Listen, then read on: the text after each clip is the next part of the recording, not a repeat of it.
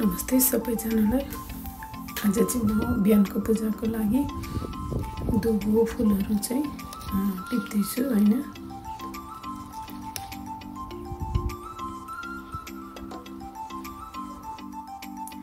मैले चाहिँ पूजाको लागि बिहान पूजा गर्नको लागि आफ्नो बारीमा भएको तुलसा फुलहरू अनि आँपको पत्ता समीको पत्ता अनि त्यहाँबाट दुबो फुल सबै टिपिसके।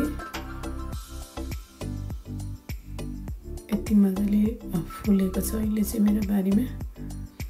अनि बारीमा अङ्गुर पनि फलेको छ अनि म अङ्गुर पनि टिप्दैछु अलिअलि।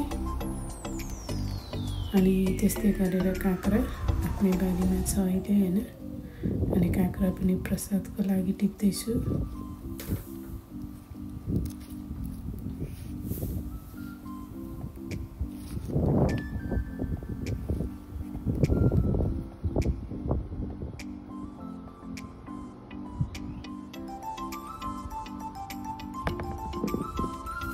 आज चाहिँ मेरो चन्द्रमाको व्रत भएको हुनाले चाहिँ मैले फलफुल टिपिसकेर अब चाहिँ म खिर बनाउनलाई लागिरहेको छु, किनभने खिर चाहिँ अलिक विशेष हुन्छ आज।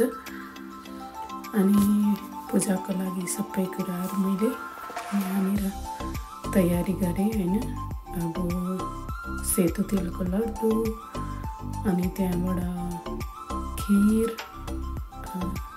फलफुल अनि आज चन्द्रमा पूजा गर्नको लागि सेतो खालको फुलको चाहिँ विशेष अब महत्त्व हुन्छ। अनि त्यही भएर चाहिँ मैले यो फुल टिपेँ। अनि त्यस पछाडि चाहिँ अब यिनीहरू सबैलाई लिएर चाहिँ म बाहिर तुलसाको मुखमा एउटा सानो टेबल राखेको छ।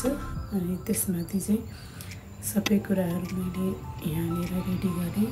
आज चाहिँ स्पेसली सबै धेरै जसो चाहिँ चाँदीको भाँडाहरू छ भने चाँदीको अब भगवानजीहरू सबै चिजहरू चाहिँ चाँदीको चाहिँ चढाउँदाखेरि चाहिँ आज चाहिँ राम्रो, मतलब पूजा गर्दाखेरि युज गर्दाखेरि चाहिँ त्यो राम्रो। अनि चाँदीको सिक्काहरू चाहिँ किनभने आज चाहिँ अब चन्द्रमामा एकदमै सोह्र कलाले भरिपूर्ण भएको अनि एकदमै तेजिलो आजको दिनमा चन्द्रमाले फ्याँक्ने चाहिँ त्यो रेहरू हुन्छ नि, प्रकाशहरू चाहिँ एकदमै राम्रो खालको भएको हुनाले आफूसँग भएको चिजहरू चाहिँ राख्ने हैन। अनि चन्द्रमालाई हेर्दाखेरि चाहिँ पहिला छान्ने हातको यस्तो छान्नी पारेर चाहिँ हेर्ने। अनि त्यस पछाडि चाहिँ अब मैले चन्द्रमा निस्किसक्नु भएपछि चाहिँ चन्द्रमालाई अब म पूजाहरू गर्न थाल्छु। पहिले अब पानी चढाउने, त्यस पछाडि दुधहरू जे हुन्छ आफूसँग चन्दन अनि जे हुन्छ आफूले अनि त्यही अनुसारले अब आफ्नो पूजा गर्ने। मसँग चाहिँ दाहिने शङ्ख भएको हुनाले चाहिँ पानी चढाउन दुध चढाउनलाई चाहिँ एकदमै मलाई सजिलो लाग्छ। आफूसँग भएको हुनाले चाहिँ युज गर्दाखेरि अझ राम्रो।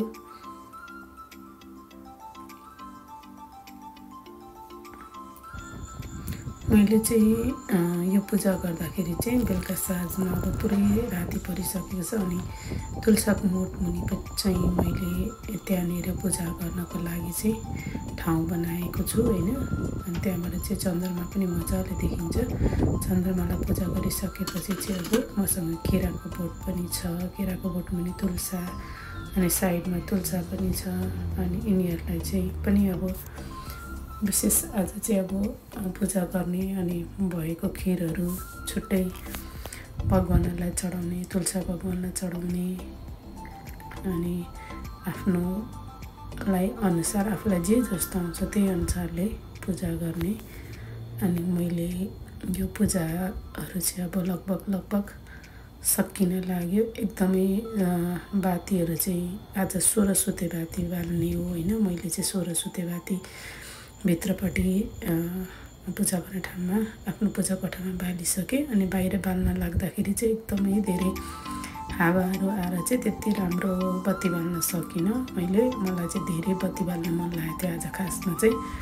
अनि खिरहरू चाहिँ अब चन्द्रमालाई देखाएर चन्द्रमाको त्यो किरण चाहिँ खिरमा परेर त्यो खिरको प्रसाद चाहिँ खानलाई एकदमै राम्रो हुन्छ। अनि म चाहिँ स्पेसली त्यसै गर्छु होइन।